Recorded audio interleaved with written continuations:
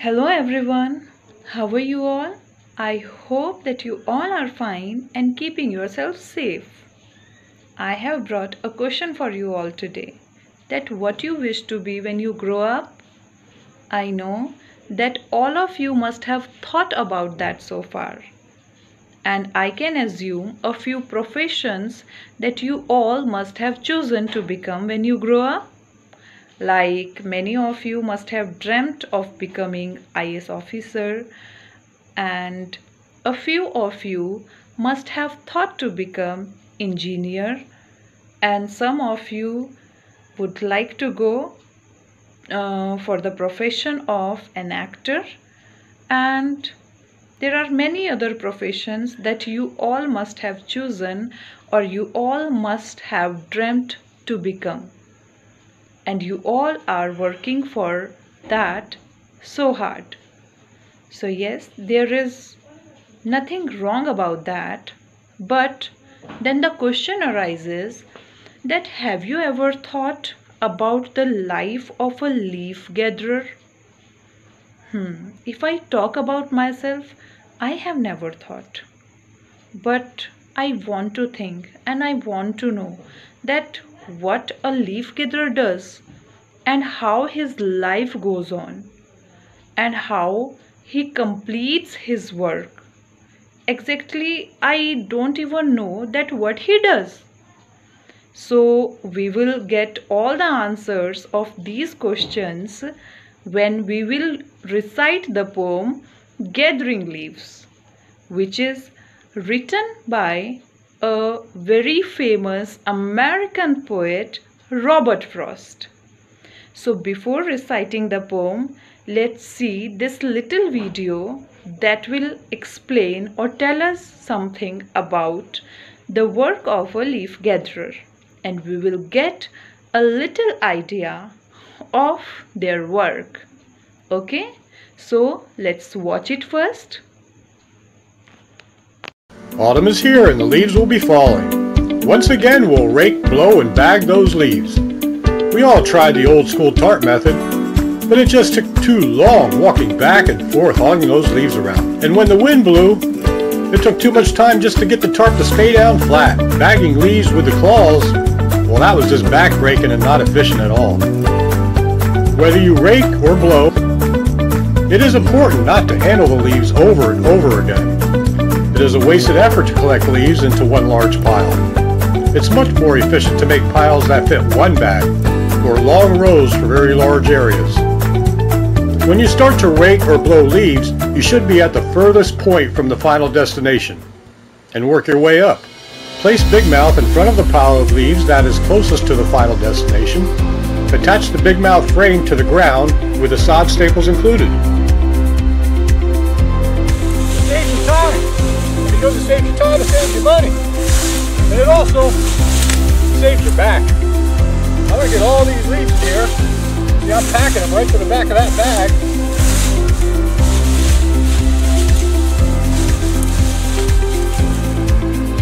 Looking pretty good. Just grab the whole frame, lift the whole thing up.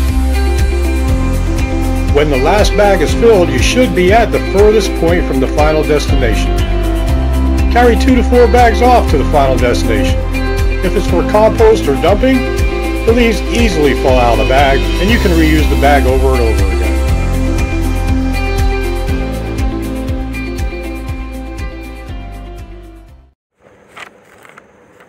again. Robert Frost describes the process of gathering leaves as a part of the harvest, which gives him no gratification. The poem takes up through the time-consuming process of gathering leaves. At the end of the poem, the speaker knows that gathering leaves is essential for the harvest. The speaker starts off the poem by saying that it is a difficult process to gather leaves. Spades take up leaves no better than spoons, and the bags full of leaves are light as balloons. The spades which are used for gathering leaves are inefficient. If they take up leaves, as well as spoons. Also, the bags full of leaves weighed nothing, yet it took a long process of using inefficient tools to get the leaves in the bags. Thus, even though the speaker spent precious time gathering leaves, he only has a weightless bag to show for it. In addition to having no product to show the work done, the leaves are extremely incorporative. The speaker says, "But the mountains I raise elude my embrace, flowing over my arms and into my face." Frost personifies the leaves here. He says they avoid his embrace and care, and instead they fight back, making the job of gathering leaves even harder. Frost uses interesting diction here when refers to the leaves as mountains, when he previously described the leaves as weightless. Although the leaves are weightless in measured weight, they feel heavy when they are gathered because they do not stay in the bag. The stanza relates to the emotion that King Lear shares with his daughters, Gondril and Regan. Lear raises his daughter and with care and gives them everything they ask for, yet they show absolutely no gratitude. Instead, they intend to take away the little power he has left. This relates to the leaf because the speaker does so much hard work harvesting the leaves, but they fight back and are unyielding. Furthermore, to the leaves being incorporative, the end of this process does not leave the speaker with some sense of accomplishment or happiness. He is left with nothing for weight and nothing for color. Gathering the leaves gives him nothing. This related to the emotion in King Lear gives his heart and soul to his daughters, and they return this kindness to him with greed. Lear gets no gratification or help. The last stanza exemplifies the overall theme well.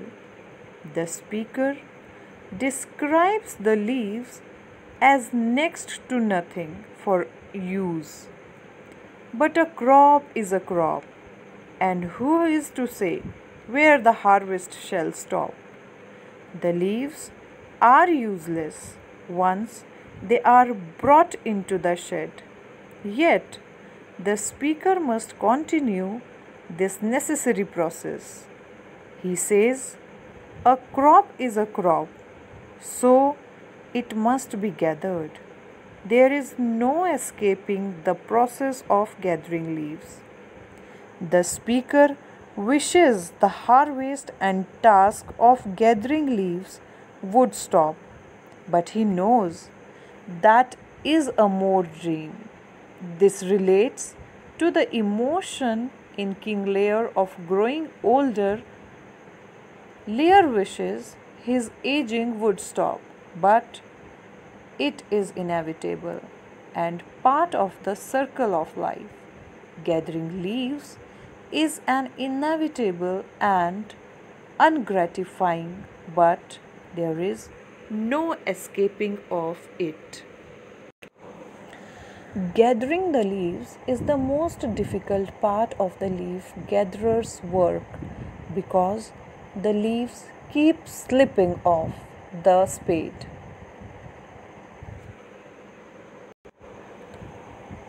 a lot of dry leaves actually weight very little.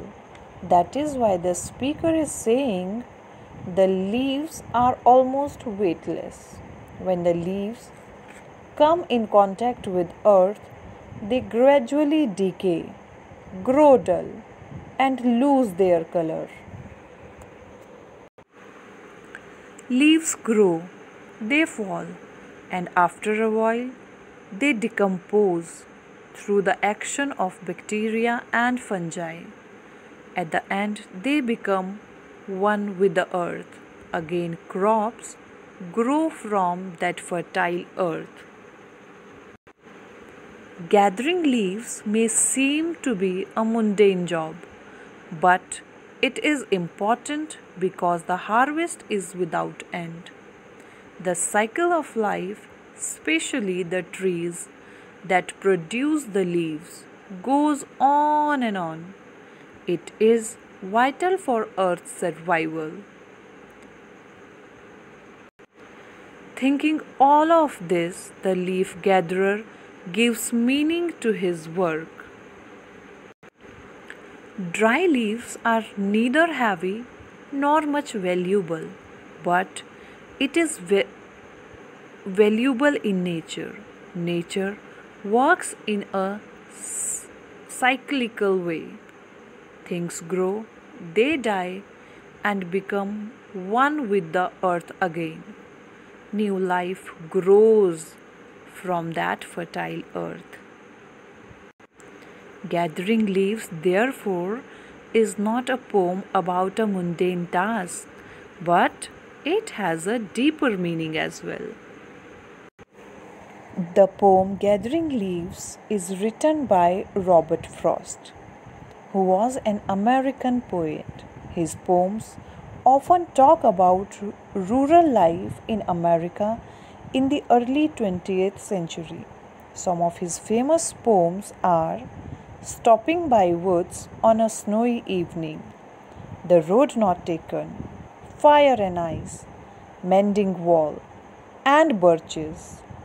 Robert Frost received numerous accolades during his celebrated career, including 4 Pulitzer Prizes for poetry, the most by any American poet. I hope that you all have understood the poem and the meaning of each stanza. So let's recite the poem once again and enjoy. Gathering Leaves by Robert Frost. Spades take up leaves, no better than spoons.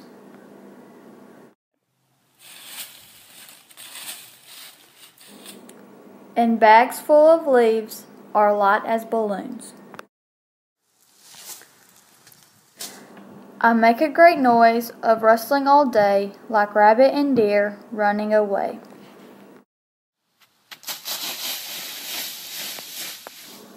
But the mountains I raise elude my embrace, flowing over my arms and into my face.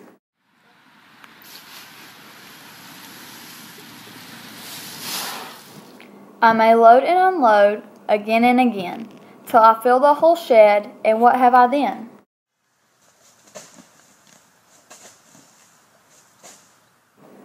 Next to nothing for weight,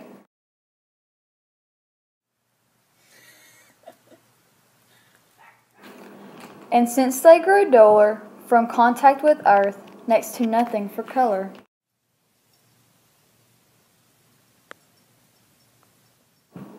Next to nothing for use, but a crop is a crop, and who's to say where the harvest shall stop?